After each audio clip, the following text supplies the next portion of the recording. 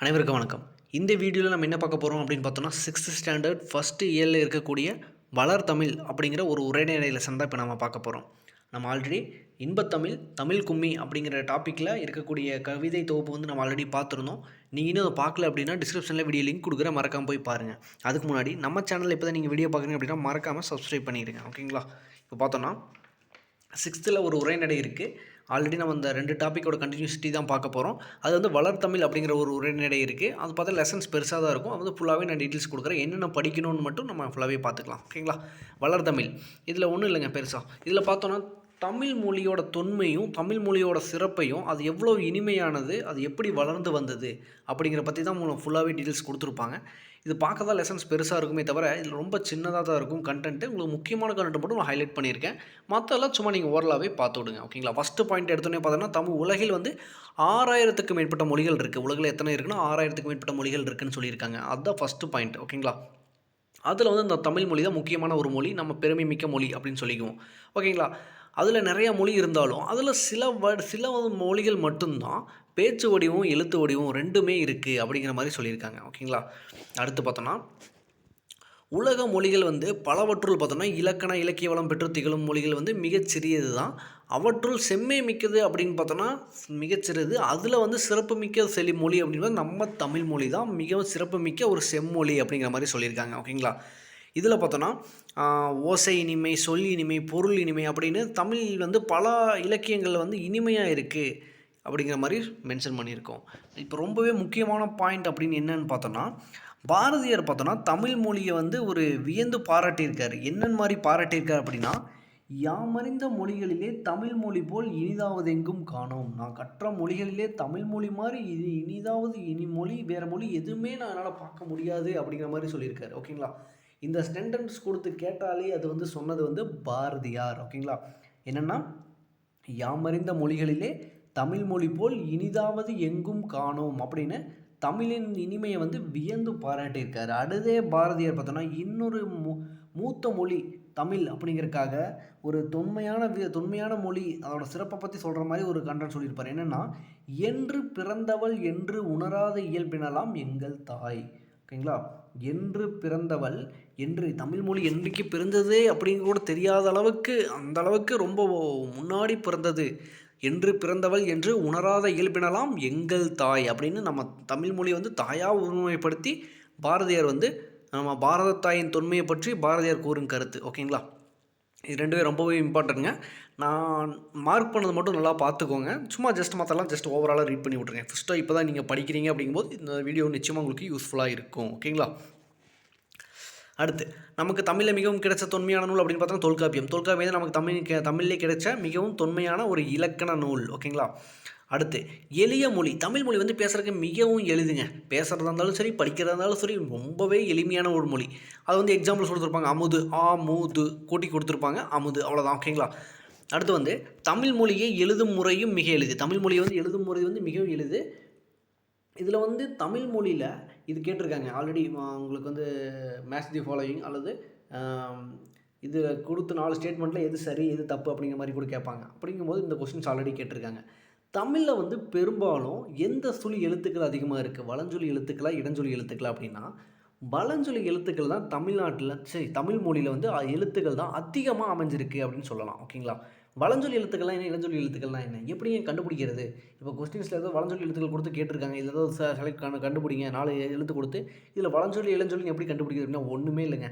இதில் பார்த்தீங்கன்னா இதில் கொடுத்துருக்காங்க பார்த்தீங்களா, வலஞ்சொலி எழுத்துக்கள். இது எல்லாமே ஸ்டார்டிங் பார்த்தீங்கன்னா ஒரு ரவுண்டு போட்டு ஆரம்பிக்கும், ஒரு ஒற்றை கொம்போடு ஆரம்பிக்கும். ஓகேங்களா? இப்போ பார்த்தீங்கன்னா ஆனா ஒரு ரவுண்டு, அடுத்து பார்த்தீங்கன்னா ஏக்கு முன்னாடி ஒரு ரவுண்டு, ஞா எல்லாமே ஒரு ரவுண்டு முட்டை முட்டையாக போட்டு வச்சுருக்கோன்னு வச்சுங்க. இது இடஞ்சொல்லி எழுத்துக்கள்னால் நேராக கோடு தான். எடுத்தோடனே கோடு தான்.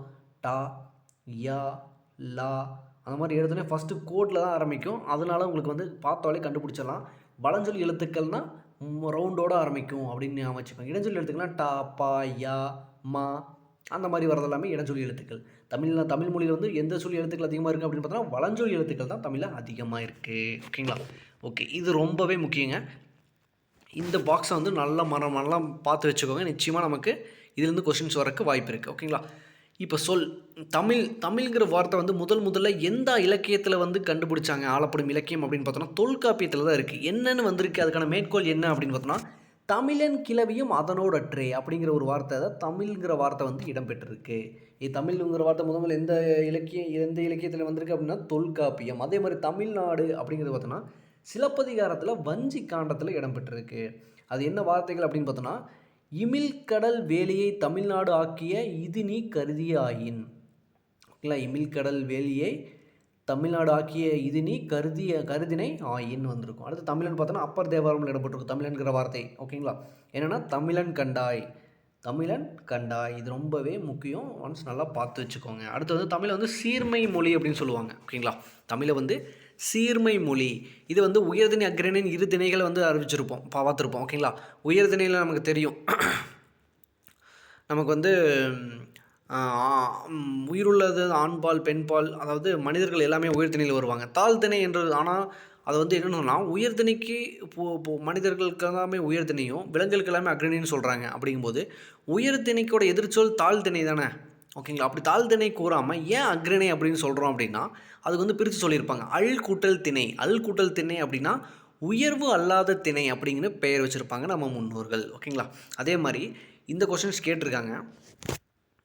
இது வந்து ஆல்ரெடி நமக்கு கேட்டிருக்காங்க. பாகக்காய் அது வந்து பிரித்து எழுத சொல்லி கேட்டிருப்பாங்க. ஓகேங்களா, நம்ம ப்ரீவியஸ் கொஸ்டின் பேப்பரில் இது வந்திருக்கு. பாகக்காய் பார்த்தோன்னா கசப்புத்தன்மை உடையது. அப்போனா அதை வந்து கசப்புக்காயின்னு சொல்லாமல் இனிப்பு அல்லாத காய். ஓகேங்களா, இனிப்பு அல்லாத காயின்னு பாகக்காய் சொல்லியிருப்பாங்க. எப்படின்னா பாகக்காய் அதை பிரிச்சதுன்னா பாகு கூட்டல் அல் கூட்டல் காய், இனிப்பு அல்லாத காய் அப்படின்னு பாகக்காய் வந்து நமக்கு வந்து பிரித்து கொடுத்துருப்பாங்க. ஓகேங்களா, இது நல்லா பார்த்து வச்சுக்கோங்க. ஓகே, நெக்ஸ்ட்டு பார்த்தோன்னா இது பெருசாக ஒன்றும் இல்லைங்க. வளமை மொழியில் பார்த்தோன்னா தமிழ் வந்து வளமை மிக்க மொழி. தொல்காப்பியம் நன்னூலோட்டோ இலக்கண நூல்களில் வந்து தமிழ் மொழி வந்து சிறப்பு காணப்படுகிறது. 8 தொகை 10 பாட்டு இதெல்லாம் சும்மா ஜஸ்ட் ஒரு ஆள் ரீட் பண்ணி விடுற மாதிரி தான் இருக்கும். ஓகேங்களா, அடுத்து வந்து பூவின் 7 நிலைகள் சொல்லியிருப்பாங்க. பூவின் 7 நிலைகள் என்னென்ன நிலைகள் அப்படின்னு பார்த்தோம்னா இங்கே கொடுத்துருக்காங்க பாருங்கள், பூவோட 7 நிலைகள். ஓகேங்களா, முதல் நிலை என்னென்னு பார்த்தோன்னா அரும்பு, 2வது நிலை மொட்டு, 3 அடுத்து வந்து முகை, மலர், அலர், வி, செம்மல்ங்கும் போது அது வந்து உதிர்ந்து கீழே விழுகிற ஸ்டேஜுக்கு போயிடும். ஓகேங்களா, நல்லா பார்த்துக்கோங்க. அரும்பு, மொட்டு, முகை, மலர், அலர், வி, செம்மல். ஓகேங்களா, இதெல்லாமே பார்த்தோன்னா நமக்கு வந்து பூவோட ஒரு 7 நிலைகள், ஒரு சுழற்சி அப்படியே ரொட்டேட் பண்ணி நமக்கு கொடுத்துருப்பாங்க. சரிங்களா, இதெல்லாம் பார்த்து வச்சுக்கோங்க. நெக்ஸ்ட்டு பார்த்தோன்னா ஒரு எழுத்து, அதாவது ஒரு எழுத்தே ஒரு சொல்லாகி பொருள் தருவது உண்டு. ஒரே ஒரு எழுத்து வந்து நமக்கு ஒரு பொருளவே தரும். அது மாதிரி ஒரு சொல் பல பொருளை தருவதும் உண்டு. ஓகேங்களா, ஒரு சொல்லும் பல பொருள் தரும். அதுக்கு சான்றாக பார்த்தோன்னா ஒரு கொடுத்துருக்காங்க. மா அப்படிங்கிற சொல் வந்து என்னென்ன பொருள் தருது ஓகேங்களா அப்படிங்கிற மாதிரி கொடுத்துருக்காங்க.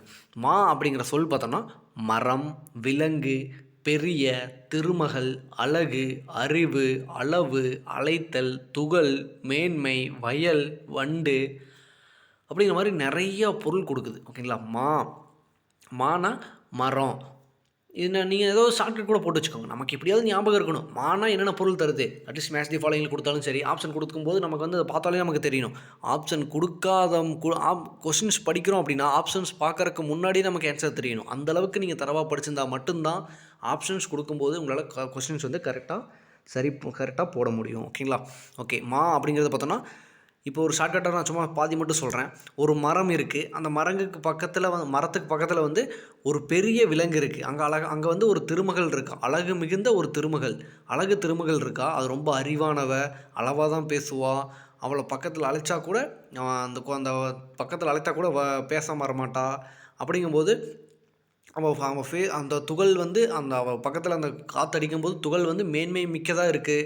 அவர் பக்கத்துலேயே வயல் இருக்குது, வண்டு வந்து நிறையா சுற்றிட்டே இருக்குது. இந்த மாதிரி ஏதாவது ஒன்று நீங்கள் வந்து ஒரு ஷார்ட்கட் போட்டு படிச்சிட்டிங்கன்னா உங்களுக்கு வந்து எப்போவுமே அது ஞாபகம் இருக்கும். ஓகேங்களா, ஓகே. நெக்ஸ்ட்டு பார்த்தோன்னா வளர்மொழி. தமிழ் வந்து வளர்மொழி அப்படிங்கிற டாப்பிக்கில் வந்திருக்கு. இது வந்து தமிழ் மொழிக்கு தமிழுக்கு வந்து முத்தமிழ்னு ஒரு சிறப்பு இருக்குது. அது வந்து இயல், இசை, நாடகம் அப்படின்னு சொல்லி பிரிச்சிருப்பாங்க. ஓகேங்களா, இதெல்லாம் ஓகே, சும்மா ஜஸ்ட் ரீட் பண்ணுற மாதிரி தான் இருக்கும். இதெல்லாம் பெருசாக ஒன்றும் இல்லை.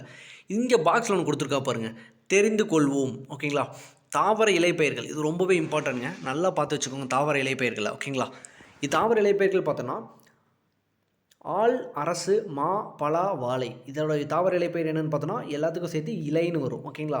அகத்தி, பசலை, முருங்கை இதெல்லாம் நமக்கே தெரியும் கீரை வகைகள். அருகு, கோரைங்கிறது வந்து புல். நெல், வரகுங்கிறது வந்து தாள். மல்லி வந்து தலை. சப்பாத்தி கள்ளி தாளை வந்து மடலில் வரும். ஓகேங்களா? கரும்பு, நாணல் வந்து கரும்பு தோகை நமக்கு நல்லாவே தெரியும். பனை, தென்னை வந்து அது வந்து ஓலை. பனை ஓலை, தென்னை ஓலை அப்படிங்கிற மாதிரி வரும். கமுகுங்கிறது வந்து கூந்தல். ஓகேங்களா? இது நல்லா பார்த்து வச்சுக்கோங்க. இது நமக்கு இந்த மேத்ஸ்லி ஃபாலோயிங் கேட்கலாம், அல்லது உங்களுக்கு சரியான, அதாவது இது சரியாக எது பொருத்தி இருக்காங்க அப்படிங்கிற மாதிரின்னு கூட நமக்கு கேட்கலாம்.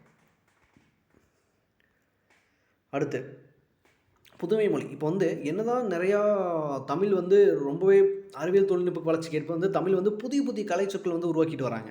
இப்போ பார்த்தோன்னா இப்போ வந்து உங்களுக்கு வந்து Facebook, WhatsApp, search touch screen இந்த மாதிரி நிறையா எல்லாமே வந்தாலும் அதுக்குன்னு தமிழ் இணையம், முகநூல், புலனம், குரல் தேடல், வாய்ஸ் சர்ச், தொடுபொறி, டச் ஸ்க்ரீனு, ஆப்பு, செயலி அது மாதிரி எல்லாமே உங்களுக்கு வந்து தமிழ்லேயும் நமக்கு வந்து அதுக்கான இப்போவே இப்போ என்ன வார்த்தைகள் இருக்கோ ஆங்கிலத்தில் அது எல்லாத்துக்குமே தமிழ் மொழி புதுமையாக அப்கிரேட் ஆகிட்டே வருது அப்படிங்கிற மாதிரி சொல்லியிருப்பாங்க. ஓகேங்களா?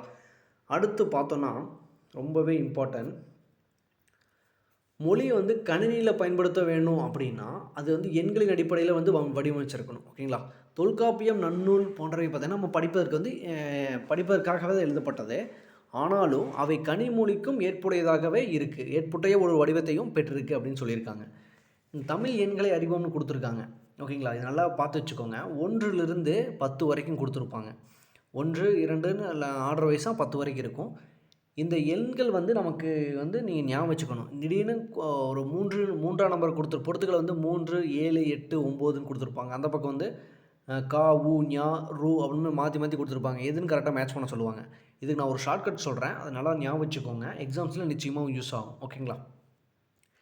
ஃபஸ்ட்டு காவா, கடலை உருண்டை நுணுக்கி சுவைத்து ருசித்து சாப்பிட என்னை அம்மா கூப்பிட்டாள். அந்த லாஸ்ட்டில் இருக்கிற கா வந்து உங்களுக்கு வந்து ஞாபகம் வச்சுக்கோங்க. 10ஆவது நம்பர் வந்து கா, அதை மட்டும் ஞாபகம் வச்சுக்கோங்க. ஃபஸ்ட்டுலேருந்து 1லேருந்து 9 வரைக்கும் நான் சொல்கிறேன், அதை மட்டும் தனியாக எடுத்துக்கோங்க. அந்த 10ஆவது இருக்கிறத மட்டும் நீங்கள் வந்து ஞாபகம் வச்சுக்கோங்க. ஓகேங்களா? தமிழ் எண்களை அறிவோம்ல, கடலை உருண்டை நுணுக்கி சுவைத்து ருசித்து சாப்பிடுமாறு என்னை அம்மா கூப்பிட்டாள். ஓகேங்களா? 9ஆம் நம்பர் வரைக்கும் உங்களுக்கு ஞாபகம் இருக்கும். இது கா, ஃபஸ்ட்டு கடலை கா, உருண்டை கடலை உருண்டை உ, நுணுக்கி ஞா மாதிரி கொடுத்துருப்பாங்க. சுவைத்துக்கு சா மாதிரி இருக்கும். ருசித்து ரு, சாப்பிட சா போட்டு துணைக்கல் போட்டிருக்கும். எண்ணெய் ஏ, அம்மா கூப்பிட்டாள். 10ஆம் நம்பர் வந்து கான்னு போட்டு அந்த ஒரு 0 மாதிரி, இது 10. இது மட்டும் ஞாபகம் வச்சுக்கோங்க. இந்த மாதிரி ஒரு சில ஷார்ட்கட்ஸ் வந்து அப்பப்போ நான் சொல்கிறேன், அதையும் நீங்கள் ஞாபகம் வச்சுக்கோங்க, இல்லைனா எழுதி வச்சுக்கோங்க. நிச்சயமாக வந்து நீங்கள் யூஸ்ஃபுல்லாக இருக்கும். நீங்கள் வந்து ரொம்ப நாள் கழித்து மறுபடியும் பார்க்கும்போது கூட அந்த இது சொன்னாலும் உங்களுக்கு லெட்டர் வைஸ், ஆர்டர் வைஸ் எல்லாமே கரெக்டாக வரும். ஓகேங்களா? ஓகே, இது 2000 ஆண்டுகள் வழக்கில் இருக்கும் தமிழ் சொல். இது ரொம்ப முக்கியம். இதுக்கு வந்து நான் தனியாக ஷார்ட்கட்ஸ் தனியாக போட்டு கொடுக்குறேன். இதெல்லாமே நீங்கள் ஞாபகம் வச்சுக்கோங்க. அந்த ஷார்ட்கட் பார்த்தாலே போதும், உங்களுக்கு வந்து தாராளமாக எல்லாமே மைண்டுக்கு வந்துடும். சரிங்களா? இது மட்டும் நான் அப்புறமா சொல்கிறேன். ஓகே, இந்த வீடியோவில் பார்த்தோன்னா உங்களுக்கு இந்த உரைநடை லெசன்ஸ் வந்து ஃபுல்லாகவே கம்ப்ளீட் பண்ணியாச்சு. முக்கியமானது மட்டும் நான் சொல்லியிருக்கேன், அதை மட்டும் ஜஸ்ட் பாருங்கள், படிங்க. நிச்சயமாக யூஸ்ஃபுல்லாக இருக்கும். நெக்ஸ்ட் வீடியோவில் அடுத்த கன்டினியூஸ் நம்ம பார்ப்போம். Okay, thank you.